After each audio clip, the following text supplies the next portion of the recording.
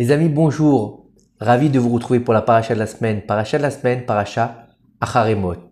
Après avoir passé les fêtes de Pessah, Baruch Hashem, on revient dans les parachiotes de la semaine. Et je voudrais dédier ces quelques paroles de Torah pour la réussite complète de Esther Bat Naïna et Avraham Ben Bibia, qui Akadosh Baruch Hu les aide à réussir dans tout ce qu'ils entreprennent, Be'ezrat Hashem, il Barach. Bien sûr, je voudrais dédier ce shiur à la mémoire de toutes les personnes qui sont tombées depuis le 16 octobre, qu'Akadosh Baruch Hu venge leur sang, et pour la guérison de tous les malades d'Israël, tous nos soldats, et que très vite les otages reviennent à la maison en bonne santé, Be'ezrat Hashem. Paracha de la semaine, Paracha Acharemot. On va nous parler d'une tragédie après la mort des enfants Aaron qui avaient amené un feu étranger dans le Mishkan. En l'an 2448 de la création du monde, le peuple d'Israël a reçu la Torah. Dès lors, toute la conduite du monde et son existence dépendent entièrement de ceux qui apprennent la Torah. La conduite qui existait jusque-là, selon laquelle le monde existait au moyen de la bonté céleste, a alors cessé. Dès lors, le monde n'existe que dans le mérite de l'étude de la Torah. Jusque-là, c'est Dieu qui donnait tout ce qu'il avait à donner avec miséricorde. Maintenant, il va falloir mériter les choses. Voilà ce que vient nous enseigner le Rav ici. Il est rapporté dans le Zohar. J'ai placé mes paroles dans votre bouche et avec l'ombre de ma main, je vous ai abrité. Voulant établir de nouveau les cieux, reconstruire la terre et dire à Sion, tu es mon peuple. C'est marqué dans Yeshayahu. Dès qu'une parole de Torah quitte la bouche d'un juif, elle monte au ciel et est examinée. On vérifie dans quelle mesure ces paroles de Torah viennent vraiment de son intériorité et à quel point il y a un grand écart entre ses paroles, ses pensées et ses actions. Ainsi, il est possible de voir s'il étudie pour l'amour d'Hachem sans aucun intérêt personnel ou pour son propre honneur. Oui, parce que malheureusement, aujourd'hui, il y a beaucoup de personnes qui vont étudier ou donner des cours pour leur propre honneur, pour qu'on les appelle Rav, pour qu'on leur fasse du kavod, pour qu'on soutienne leurs institutions, mais pas vraiment pour l'amour du ciel. Bien sûr qu'il y a besoin de tout ça pour faire avancer les choses, mais est-ce que c'est un moyen pour diffuser la Torah au monde et donc faire grandir le nom d'Hachem ou simplement pour faire grandir son propre nom? C'est ça que nous dit ici le Rav. Bien sûr, il y a beaucoup de gens très sérieux, de bonnes associations, de bonnes choses qui font cela au nom du ciel, mais malheureusement aussi, il y a beaucoup de problèmes autour de nous aujourd'hui. C'est pour ça qu'il faut comprendre que c'est important de voir si le Rav est Yireh Shamayim ou pas. Et en fait, il est ainsi possible de voir où est-ce que l'homme en est vis-à-vis de Dieu. Si son étude de la Torah est adéquate, elle provoque une immense satisfaction du Nachat Ruach dans les mondes supérieurs et attire la subsistance et une abondance de bénédictions et de compassion. Quand le peuple d'Israël apprend la Torah, le monde entier est soutenu dans l'abondance. Ça veut dire que tout le monde entier dépend de nous, tout simplement. Et donc, au contraire, si le peuple d'Israël n'étudie pas la Torah, qu'est-ce qui se passe? Le monde entier se détériore, qu'Hachem nous en préserve. Par conséquent, ceux qui étudient la Torah ont la possibilité de contrôler la nature. Rien que ça. Bien sûr qu'il y a un cycle qui va aller depuis la création du monde jusqu'à aujourd'hui, mais on voit très bien dans toute l'histoire du peuple d'Israël que celui qui représente la Torah, il est capable de transformer le monde, de changer le cours des choses. Comme on l'a vu à Pessah, le 7e jour, avec Moshe Rabbeinu devant la mer. Et pour le peuple, la mer s'est ouverte alors que la mer ne doit pas s'ouvrir. Yoshua bin Nun qui a arrêté le cours du soleil quand il y a eu la conquête de Yéricho. Donc tout ça fait que celui qui représente vraiment la Torah, il est capable d'être au-dessus de la nature. Rabbi Shlomo Levinstein Shlita a raconté une histoire vraie qui le démontre. Une fois, alors que je marchais dans la rue, un juif s'est approché de moi et m'a demandé « Voulez-vous entendre une histoire sur Rav Shmuel Wozner ?» Bien sûr, ai-je répondu. Il a ensuite raconté « L'un des étudiants de notre yeshiva souffrait d'épilepsie. Après 2 ans sans avoir de crise, il a commencé à recevoir des propositions de shidduchim pour se marier. Son père ne savait pas s'il devait parler aux entremetteurs de l'épilepsie de son fils ou non, puisqu'il n'avait pas eu de prise depuis longtemps. Son père et moi, donc c'est celui qui raconte l'histoire, sommes allés chez Rabbi Wosner pour lui demander conseil. Nous avons raconté toute l'histoire au Rav, puis nous lui avons demandé: il faut dévoiler ou il ne faut pas dévoiler? Tout simplement. Rabbi Wosner n'a pas répondu tout de suite. Il a d'abord posé de nombreuses questions approfondies pour en savoir plus sur la situation. J'avais l'impression d'être dans une salle d'interrogatoire. Le Rav voulait savoir avec certitude que nous ne l'intuisions pas en erreur, que nous n'essayions pas de minimiser la situation et de dissimuler des faits. Bah oui, c'est compliqué de dire mon fils il a des crises d'épilepsie, c'est un mauvais parti. Donc le Rav veut vraiment savoir parce que c'est sa parole, il s'engage quand même. Ça s'appelle un vrai Rav. Il s'engage pas par rapport à des pots de vin ou par rapport à ses amis, c'est par rapport à ses propres convictions. S'il y a vraiment un problème et qu'il faut le dire, il faut le dire. Si le problème peut être passé sous silence, il faut mieux le passer sous silence. Alors, Rabbi Wosner ferma les yeux pendant 2 minutes entières, qui nous parurent une éternité. Il les a ensuite ouverts et a dit: si comme vous le dites, il n'a pas eu de crise depuis 2 ans, alors il n'est pas nécessaire de lui dire, mais dites-lui que ces crises ne reviendront plus seulement tant qu'il vivra en paix avec sa future femme. Le Rav lui dit: il n'aura plus jamais de crise s'il est en paix dans son foyer. Son père était rempli de joie. Plus tard, ils ont trouvé une jeune femme appropriée. Pour lui, ils ont organisé un beau mariage. Et après 2 ans de mariage, après la naissance d'un enfant, la situation à la maison n'était pas très bonne pour ce jeune homme.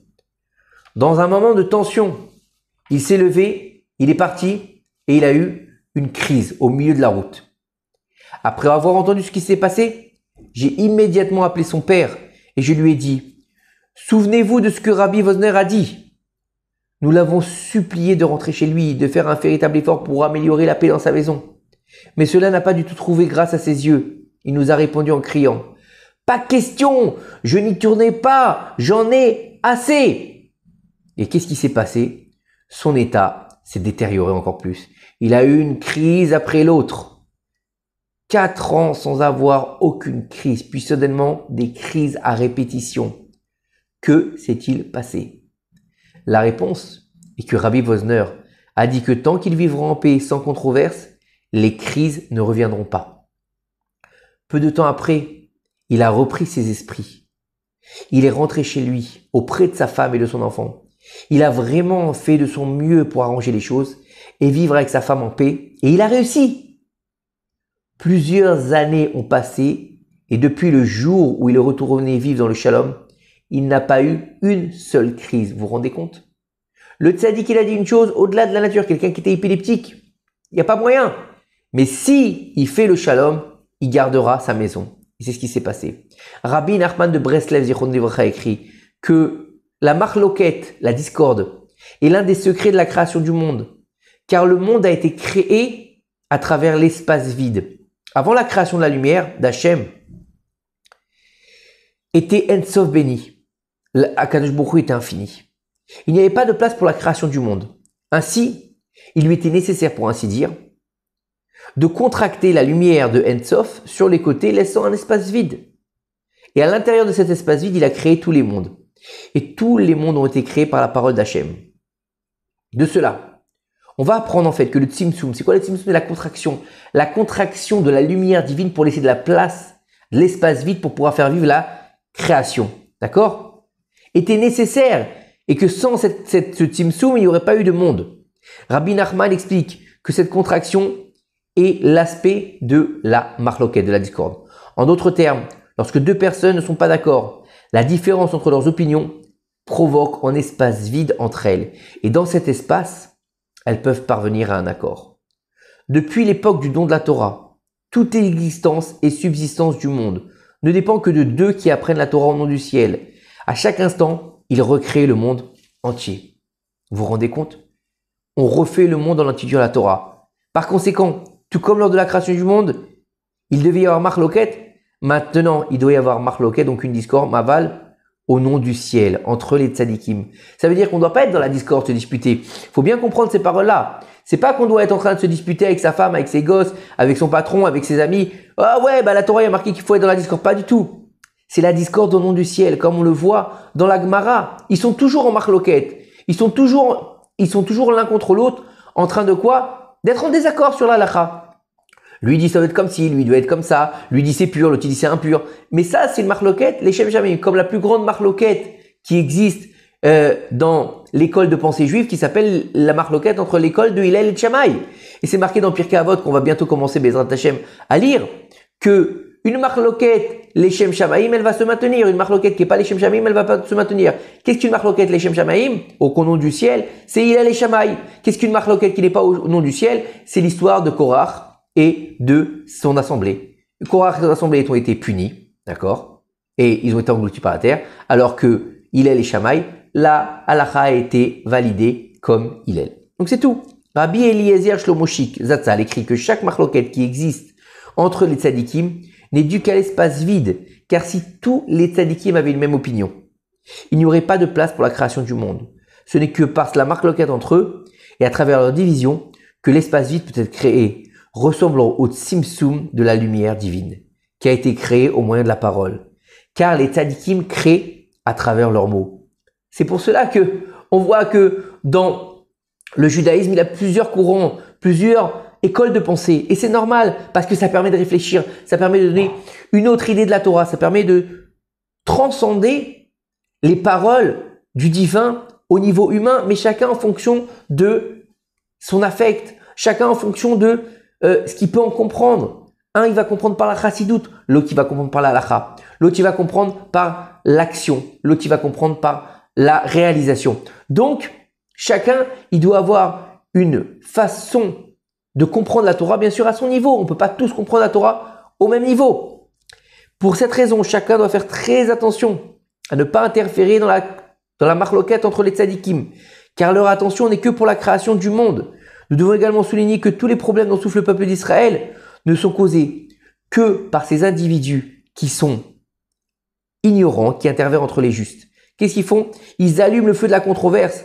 Ils font dire de la médisance de chaque côté, produisant de terribles décrets sur les enfants d'Israël. Le manque d'unité du peuple est le résultat de leur ingérence. Ben oui, ils vont dire à un rave, « Oh, vous avez vu, il a dit ça sur l'autre rave, l'autre il a dit ça sur l'autre rave. » Et en fait, c'est qu'ils sont pas d'accord au niveau d'une halakha, ils sont pas d'accord au niveau d'un sujet de Torah. Mais les gens utilisent. Moi-même, ça m'est arrivé personnellement. Avec un grand tzaddik, le Rav Yitzhak Barda, Shlita, d'Ashkelon.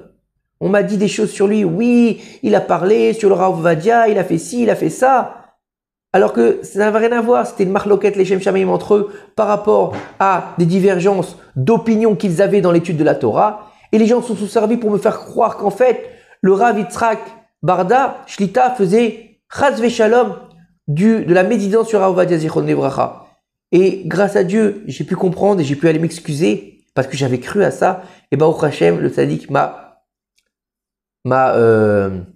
il m'a pardonné, bien sûr. Mais il faut comprendre que les gens sont méchants, mauvais et qui vont utiliser l'aura des tzadikim pour faire croire à des choses qu'eux-mêmes veulent. Car autour des tzadikim, il y a toujours Shoalim, Shaim, Ktalim. C'est quoi? Des petits renards là-bas qui vont utiliser les rabbanim pour faire leur petite guéguerre. Et malheureusement, les tzadikim, comme ils sont purs, eh ben, ils vont subir le courroux de ce qui se passe autour d'eux. C'est pour ça qu'il faut faire très attention. Rabbi Yitzhak de Komarna Zatzal, il a écrit qu'Aaron HaKohen était un homme de bonté. Il était proche de tous les enfants d'Israël. Il était impliqué dans tous leurs événements. Il aimait la paix et poursuivait la paix. Il était entièrement donné pour le peuple. Il méritait également d'avoir 4 fils saints. Elazar et Tamar, Nadav et Avihu. Nadav et Avihu, ils étaient les juifs les plus saints de tout Israël. Comme l'a dit le verset, Moshe dit Aaron, c'est comme cela qu'Hachem a parlé en disant, par ceux qui sont proches de moi, je serai sanctifié. Et en présence de toute la nation, je serai glorifié. Donc c'est Moshe qui dit ça à Aaron. Et Rashi, à Kadosh, va nous expliquer, Moshe il a dit à Aaron, Aaron mon frère, je savais que le Mishkan devait être sanctifié par ceux qui sont les plus aimés d'Hachem. Et je pensais que ce serait soit par toi, soit par moi. Mais maintenant je vois que tes fils, Nadav et Avihu, qui sont morts, sont plus grands que nous. La lumière qui brillait sur eux était immense. Ils ont servi avec passion Hachem, avec le feu gracieux du Saint des Saints. Ils étaient complètement éloignés de toute matérialité, isolés de tous, à l'exception d'Hachem lui-même. En revanche, Moshe et Aaron ne se sont pas isolés. Au lieu de cela, ils se sont entièrement impliqués pour le peuple d'Israël. Leur service divin était principalement de séparer, d'affiner et d'élever les étincelles de sainteté et de connecter leur âme à chaque juif, qu'il soit ordinaire ou distingué, avec une véritable humilité. C'est ça le travail d'un vrai dirigeant du peuple. Quelqu'un qui va travailler pour le peuple et pas pour son propre orgueil. C'est-à-dire qu'il va comprendre que c'est pas important combien de personnes il va y avoir à son cours. C'est pas important combien on va venir l'appeler Rav, le faire des courbettes. Ça, il s'en fout des courbettes. Les Shem Shamaim brutaux, qui est une personne ou 100 personnes, il donne la même énergie dans son cours. Que les gens viennent le voir pour un conseil, pour n'importe quoi, il a une oreille attentive comme un ami, tout simplement. Pas comme un Rav et pas forcément mettre de la distance. Il faut avoir une certaine distance par rapport au kavod, bien sûr, mais savoir être à l'écoute. Et pas forcément de quelqu'un qui vient te voir parce qu'il est riche ou parce qu'il est intelligent. Non, que ce soit quelqu'un de grand comme ce soit quelqu'un de petit. C'est là qu'on voit la grandeur d'un vrai tzaddik. Nadav et Avihu, cependant, il n'était pas d'accord avec la méthode de leadership de Moshe et Aaron, se disant quand ces deux anciens mourront-ils, nous deviendrons les leaders de notre génération.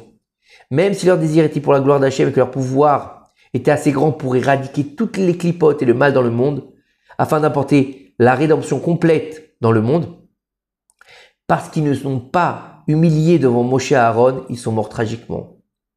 Tout cela parce qu'ils ont exprimé la controverse dans leur cœur contre l'hégémonie de Moshe et Aaron.